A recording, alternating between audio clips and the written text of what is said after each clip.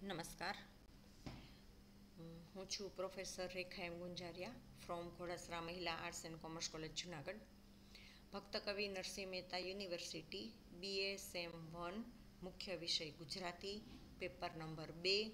એમાં આવતી નવલકથા એટલે જય સોમનાથ, જેના લેખક છે કનૈયાલાલ મુનશી. આજે કોરોના કાળમાં તમને ઘરે બેઠા પરીક્ષા નજીક આવી રહી છે ત્યારે પરીક્ષાલક્ષી માત્ર ને માત્ર વિદ્યાર્થીલક્ષી માહિતી આપને પીરસી રહી છું આ સ્ક્રીન વિડીયો મારફતે, જે તમને ક્યાંક ને ક્યાંક ઉપયોગી થશે. તો આજનો ટોપિક છે કનૈયાલાલ મુનશીની જય સોમનાથ નવલકથાનું સમગ્રલક્ષી મૂલ્યાંકન, જેની ચર્ચા હું અત્યારે કરું છું તમારી સામે.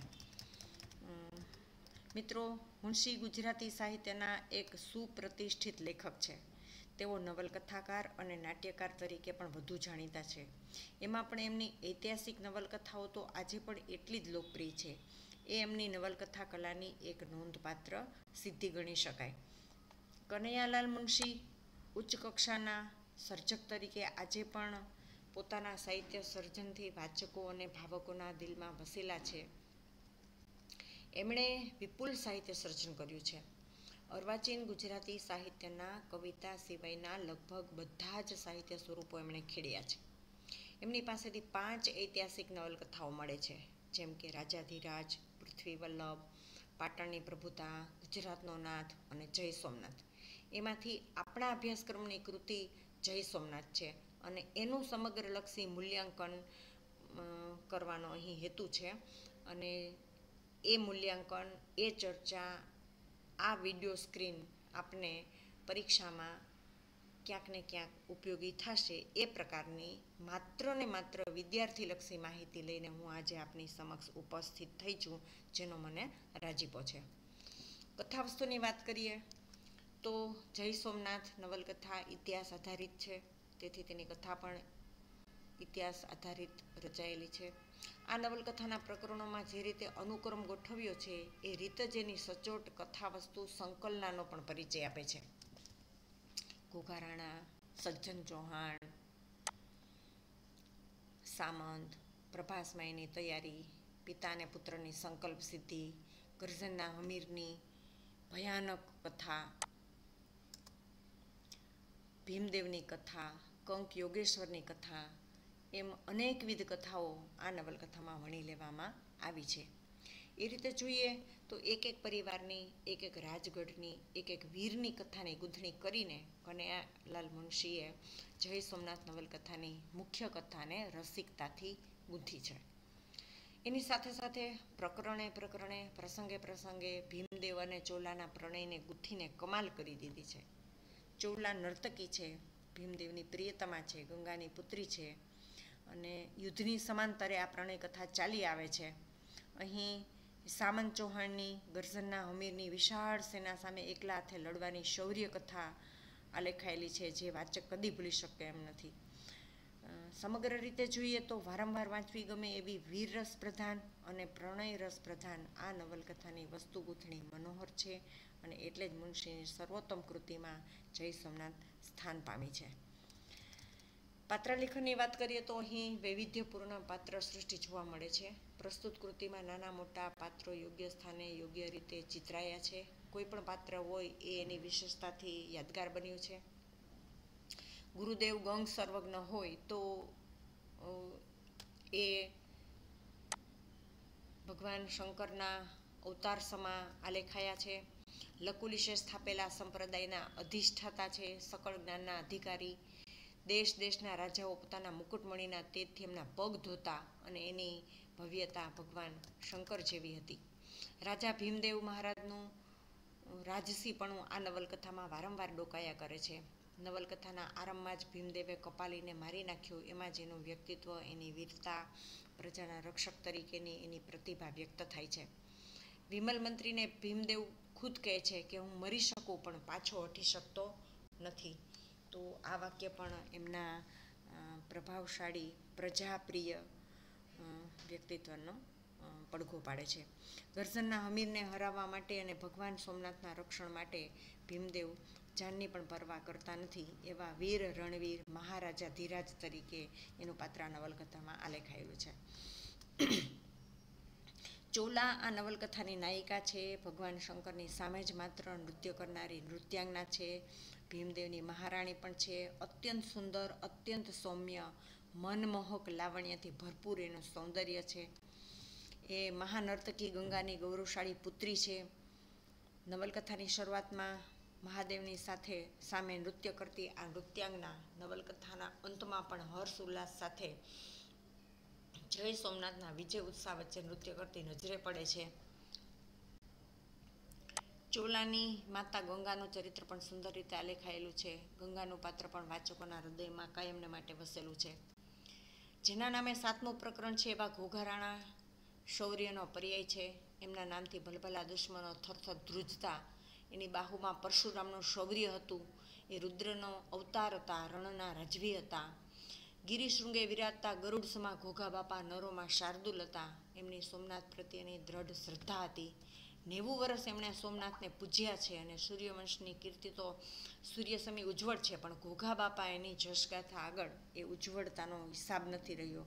એવું અસાધારણ વ્યક્તિત્વ ઘોઘારાણાનું અહીં ચિતરાયું છે. સજ્જન ચૌહાણ ઘોઘારાણાના પુત્ર અને સુલતાન સાથે એકલે હાથે બાળ ભીડનારો સામંત ઘોઘારાણાના પૌત્ર, કે જે ઘોઘારાણાનો પૌત્ર છે. બંને મહાપ્રતાપી વીર બહાદુર યોદ્ધા છે અને એની વીરતાના પ્રસંગો યાદગાર બન્યા છે ને એટલે તો અંતમાં ભીમદેવ ખાનગીમાં ચોલાને એમ કહે છે કે ગરઝનનો હમીર ભાગ્યો હોય તો મારે લીધે નહીં, પણ સામંત ચૌહાણને લીધે. એ રીતે એની બુદ્ધિ, એની પ્રતિભા, એનું વ્યક્તિત્વ, એનું પ્રભાસ પ્રત્યેની પ્રીતિ અનેક પ્રસંગોમાં વ્યક્ત થાય છે અને ભીમદેવ મહારાજે એમના ગુણોની કદર પણ એ રીતે કરી છે. ગરઝનના હમીર સલાહ મસૂદે ઇસ્લામ ડંકો જગતભરમાં વગાડ્યો હતો. એના વિજય ભૂખની કોઈ સીમા નહોતી. એણે હિન્દનું અઢળક ધન લૂંટ્યું હતું, મંદિરો તોડ્યા હતા, પ્રભાસને તોડવા આવ્યો અને પાટણની ફોજ એની પાછળ પડી અને પછી એને ભગાડે છે. પ્રચંડ જનૂનથી જીતવા નીકળેલો એ યોદ્ધો છે. આ નવલકથાના અનેક પ્રસંગોમાં એ વસ્તુ બતાવી છે. એની સેના ખૂબ મોટી છે, પણ હિન્દુ સેના છે એ અંતમાં એ ચાલાકીથી, યુક્તિથી, પોતાની શક્તિથી એમને પ્રભાસમાંથી ભગાવે છે. આમ આ નવલકથાના પાત્રો મુખ્ય હોય કે ગુણ હોય, પણ એનું ચરિત્ર આલેખન એવી રીતે થયું છે કે ભાવકો જાણે એને વર્ષોથી ઓળખતા હોય એવી અનુભૂતિ થાય છે. જય સોમનાથ ઐતિહાસિક નવલકથાની ભાષા શૈલી.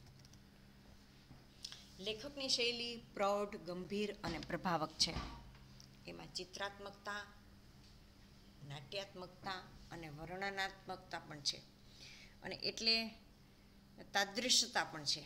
એમની શૈલી પ્રસંગ, પાત્ર, મનોભાવ, પરિસ્થિતિ, વાતાવરણ વગેરેને અનુરૂપ નવલા અને રુચિર રૂપો ધારણ કરે છે. આ નવલકથાની ભાષા શૈલી ઐતિહાસિક વાતાવરણને અનુરૂપ છે. આ નવલકથાની ભાષા શૈલી પાત્રોચિત છે, એટલે કે જેવું પાત્ર નવલકથાનું એવું સ્થાન એની ભાષાનું. દાખલા તરીકે ચોલાની ભાષા શૈલીમાં નૃત્ય કલાની કલામયતા દેખાય છે.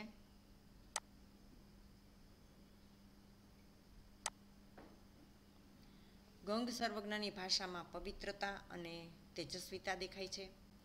ભીમદેવની ભાષામાં વીરતા અને અડગતા છે. ગરઝનના હમીરની ભાષામાં ક્રૂરતા અને ભયાનકતા છે.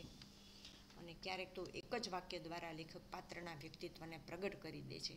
દાખલા તરીકે ઘોઘારાણા વિશે એમ કહેવાયું કે જ્યાં શૌર્ય અને ટેક છે ત્યાં ઘોઘારાણા હોય જ.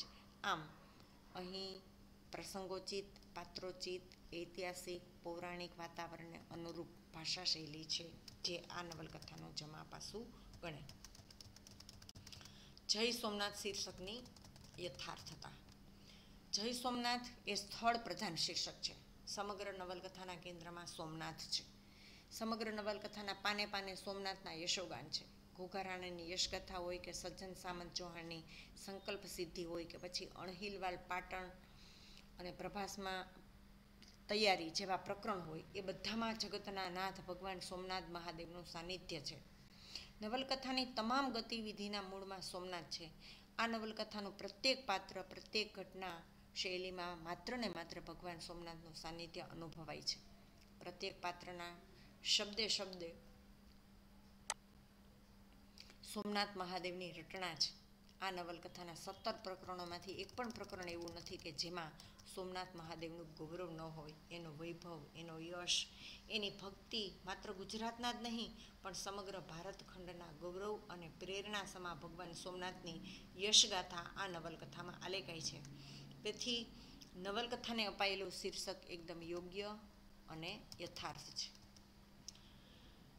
જય સોમનાથ નવલકથામાં ઐતિહાસિક સંદર્ભ.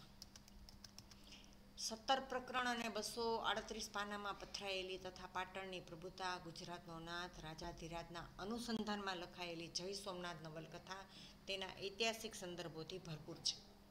એમાં ગુજરાતના ઇતિહાસનું એક રોમાંચક પ્રકરણ નિરૂપણ થવા પામ્યું છે. જય સોમનાથમાં ભીમદેવના સમયના ગુજરાતનું દર્શન થાય છે. ભીમદેવ વીર, સાહસિક યોદ્ધો અને પ્રજાપ્રિય રાજા હતો. એના સમયમાં અફઘાનિસ્તાનમાંથી ગરઝનનો હમીર સુલતાન મહમદ ગુજરાત પર મોટું સૈન્ય લઈને આક્રમણ કરે છે. તે સૌરાષ્ટ્રમાં આવેલ પ્રસિદ્ધ તીર્થધામ સોમનાથ પાટણને ઘેરો ઘાલે છે. ભીમદેવ તેના સૈન્ય વડે દુશ્મનનો બરાબર સામનો કરે છે. તેમ છતાં ચડિયાતા શત્રુ સૈન્યને કારણે તેમજ શિવરાશિ જેવા દેશદ્રોહીઓની દગાખોરીથી ગુજરાતી સૈન્યનો પરાજય થાય છે. હમીર યુદ્ધમાં જીત્યો હોવા છતાં ગુજરાતી સૈન્ય અને પ્રજાની વીરતાથી અંજાયો છે. તે ગુજરાતમાં સ્થાયી સત્તા સ્થાપવાને બદલે લૂંટફાટ કરી પોતાના વતન પાછો ફરે છે. તેથી એવી આ કથા, આ નવલકથાનો વિષય બને છે.